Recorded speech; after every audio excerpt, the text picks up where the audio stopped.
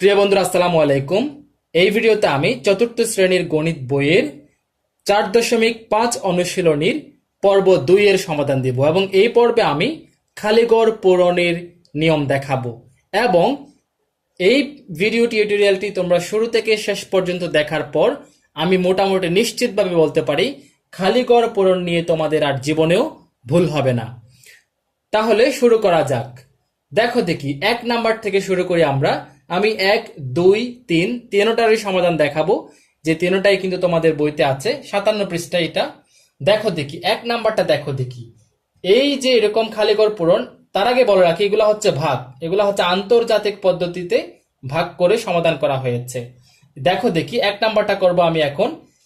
আমরা প্রথমত শুরু থেকে শুরু করব বা শেষ থেকে শুরু করব, মাঝখান থেকে শুরু করব, এরকম কোনো বিষয় না। বিষয়টা হচ্ছে প্রথমত আমি একটা ভাগের, এই যে এরকম আন্তর্জাতিক পদ্ধতির ভাগের নিয়মটা বলে রাখি। এই যে এটা দিয়ে আমরা, এই যে ভাজক, ভাজক দিয়ে আমরা ভাগ করে এদিকে বসাই, তারপরে যে উপর থেকে এই যে ভাজ্য থেকে এই যে এটা বিয়োগ করে এটা পাই আমরা। তার মানে উপরের গুলা হচ্ছে ভাগফল। মানে এই যে ভাগফলে যেমন এখানে 2 আছে, এই যে 3 এবং ফাঁকা ঘরের সংখ্যাটির সাথে একসাথে হয়ে 2 দিয়ে গুণ করে এইটা পাওয়া গেল, এবং এটা থেকে এটা বিয়োগ করে 1 পাওয়া গেল।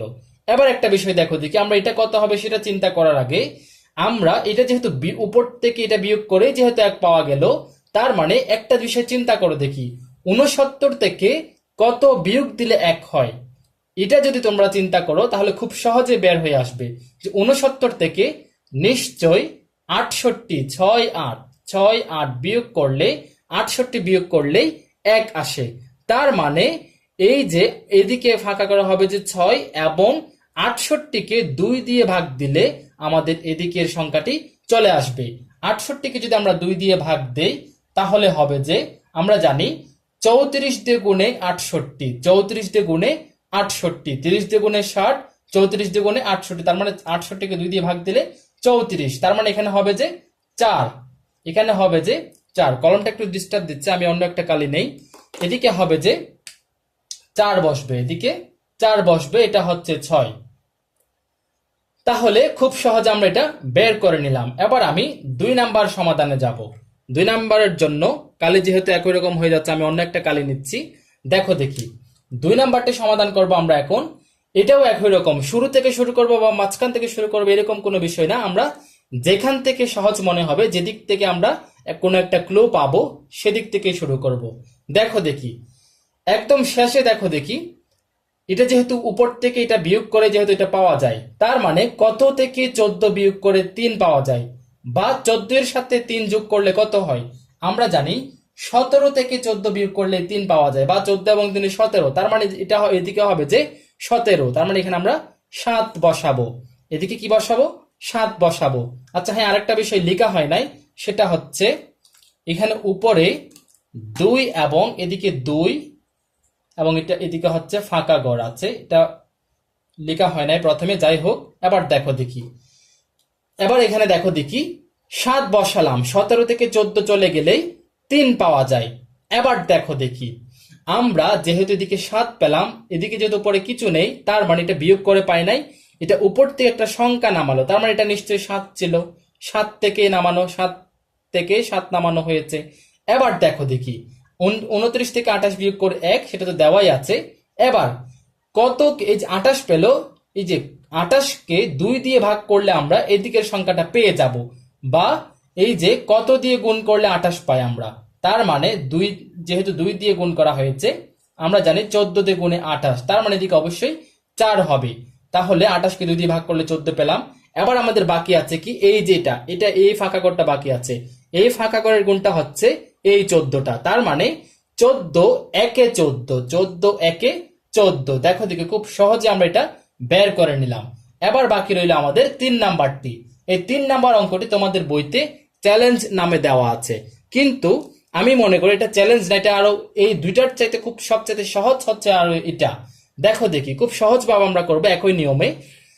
আমরা প্রথমত দেখবো যে আমরা এই দিকের হিসাবে আমরা যাবই না, আমরা এই যে মাঝখানের বিয়োগের হিসাবগুলা করব।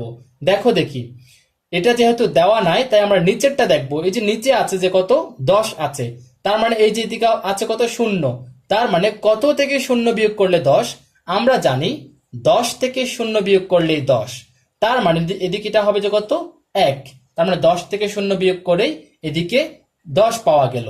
এবার দেখো দেখি 46 পেলাম, উপরে এই যে 4 এবং দুইটা দেওয়া নাই, মানে একটা দেওয়া নাই, এদিকে 0 আছে। এবার কত থেকে 46 বিয়োগ দিলে 1 পাওয়া যায়? আমরা জানি 47 থেকে 46 বিয়োগ দিলেই 1 পাওয়া যায়।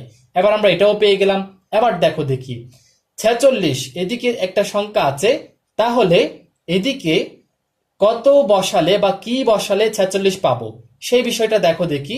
এখন আমরা 46, এদিকে 3 আছে, 3-এর সাথে যদি আমরা প্রথম থেকে শুরু করি 13 যদি করি আমরা, তাহলে এদিকে যদি আমরা কথার কথা মনে করো 3 দিয়ে গুণ করে দেখি, তাহলে একটা বিষয় যেটা হয় সেটা হচ্ছে যে 3 তারিখটা 9, 3 তারিখটা 9, 3 একে 3, 39 পেলাম, যেটা কম। আমরা আরো একটা দিয়ে দেখি, 4 দিয়ে দেখি, 4 13, 4 10 40, 3 4 12, 52, 4 13 52, তার মানে 13 দিয়ে মিলে না।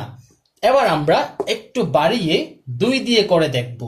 তাহলে 2 দিয়ে করে যদি আবার দেখি আমরা, এই যে 23 কে 2 দিয়ে করলে 23 হয়, 23 কে আমরা প্রথমত 2 দিয়ে করে দেখি, 23 কে 23 তো হয় না, 23 কে যদি আমরা 2 দিয়ে করি, আমাদের 3 দ্বিগুণে 6, 2 দ্বিগুণে 4, সরাসরি আমাদের 46 মিলে যাচ্ছে।